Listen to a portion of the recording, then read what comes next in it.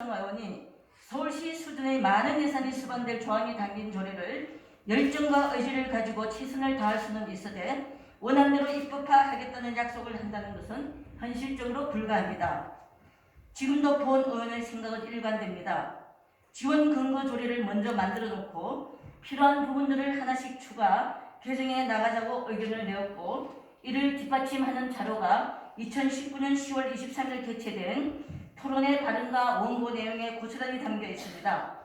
그때 참석한 많은 장애 당사자들 중에서 기억하고 계신 분들도 계실 것이고, 주최자인 장애인단체가 그 당시 동영상 자료를 보관하고 있다면 거기에도 고스란히 담겨 있을 것이라 생각됩니다. 명백히 사실과 다른 내용입니다.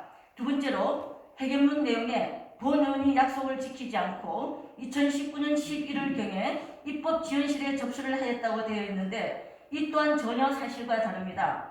본 의원이 2019년 7월 9일 장애인 주거지원 정책 토론회에 토론자로 참여하면서 중증장애인의 열악한 주거환실에 마음이 아파 자발적으로 2019년 7월 26일 임시회에서 중증장애인 자립지원에 관한 현실적 지원 근거 마련 및 장애인 인권조례 제정의 필요성에 대하여 오후 발언을 하였습니다.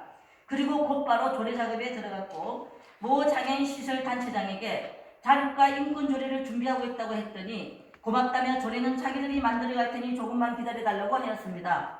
8월이 끝나가도록 조례가 오지 않아 제가 먼저 전화를 하여 재차 독촉하였고, 9월 2일 인권센터 시설장과 함께 본 의원실을 방문하여 인권조례는 못 만들었다 하여 본 의원이 준비한 걸로, 자립조례는 단체가 가져온 내용 원안 그대로 당일 바로 입법지원계에 제출하였습니다.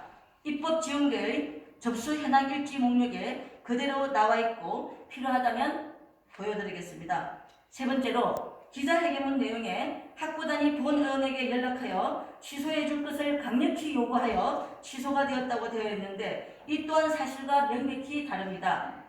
9월 2일 제출 이후부터 담당 부서의 검토와 의회 입법자문위원회의 검토가 시작되면서 예산 문제로 조항들이 일부 수정되었고, 그때마다 본 의원은 장애인단체와 소통을 하며 사실 확인과 함께 담당 부서의 의견을 전달하였습니다. 그런 과정에서 장애인단체가 토론회를 준비하고 있으니 토론회 때 논의하자고 하였습니다. 토론회 때 참석한 담당 공무원도 원안대로의 조례안은 현 예산상 무리라고 답변하였습니다. 토론회 이후 수정된 조례안을 상정하려는 과정에서 본 의원은 장애인단체 회장님의 전화를 받았고, 조례는 의원이 만드는 게 아니라 본인들이 만드는 거라며 항의를 하여 본 의원이 예산 문제가 계속 걸림돌이 되니 정확한 비용 추계서가 있으면 주장하기 좋겠다고 요청하니, 그분은 비용 추계서를 준비하고 있다고 하시면서 경남도 조례가 곧 만들어질 것 같으니 그때까지 보류하고 경남도 조례 제정 후에 현황을 보면서 다시 논의하자고 해요. 본 의원도 수개월간의 중재 과정에서 지치고 힘들어 알겠다고 하고 2021년 3월까지 보류 상태에 있었습니다. 그 기간 동안 한 번도 장애인단체는 본 의원에게 조례와 관련하여 전화를 하지 않았고, 본 의원이 여러 번 통화를 시도했으나 연락이 잘 되지 않았습니다.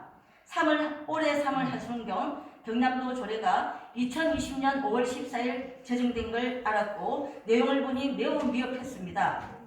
장애인단체 대표의 말로는 조례 통과되는 걸 몰랐다고 제게 말했습니다. 서울을 제외하면 타 시도에 비해 수정된 창원시 조례는 그나마 매우 상세한 조문이 담겨 있습니다.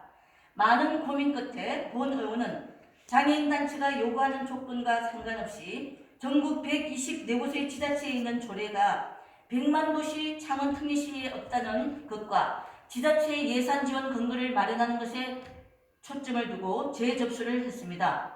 재접수 시 장애인단체와 사전에 논의하지 않은 것은 4월 상정기간이 며칠 남지 않은 이유도 있었지만 관련 근거를 마련하자는 어느새의 결정이었습니다. 이 부분은 창원시가 장애인 자립과 관련하여 서울시 못지않은 시범도시로서 선두도시를 기대하는 많은 장애인 당사자들에게는 송구하게 생각하는 바입니다. 그러나 끝이 아니고 시작이기에 남은 임기 동안 개정 작업을 할 수 있게 최선을 다하겠다는 본 의원의 심정을 전합니다.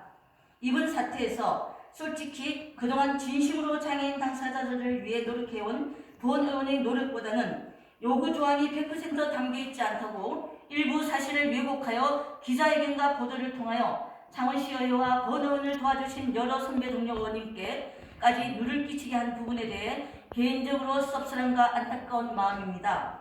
존경하는 의장님과 선배 동료 의원 여러분, 본 의원의 진심을 담아 말씀드립니다. 본 의원도 장애인 가족입니다.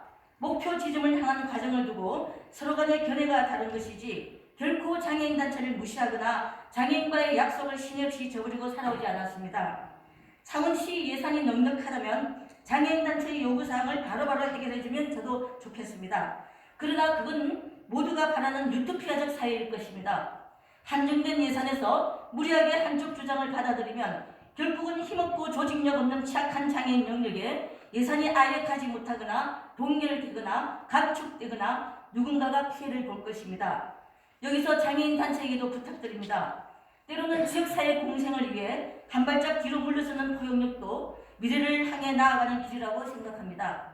너무도 열악한 환경 속에서 지금 이 순간에도 힘들어하는 장애를 가지고 있는 분들의 고통을 알고 있기에 여러분들의 행동을 이해합니다. 존경하는 의장님과 선배 동료 의원 여러분, 의회와 의원의 위상은 의원들이 만들어 나가는 것이라고 생각합니다.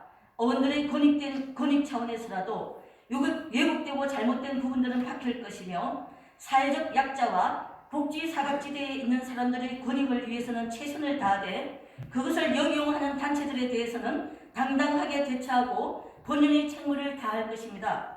본 의원과 뜻을 함께하여 도와주신 선배 동료 의원님들께 다시 한번 죄송하다는 말씀을 드리면서 오해 없으시기를 바랍니다. 경청해 주시어 감사드립니다.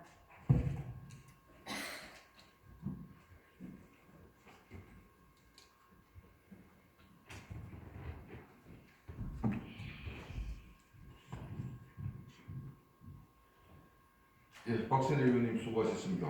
다음은 5분 자유발언을 듣도록 하겠습니다.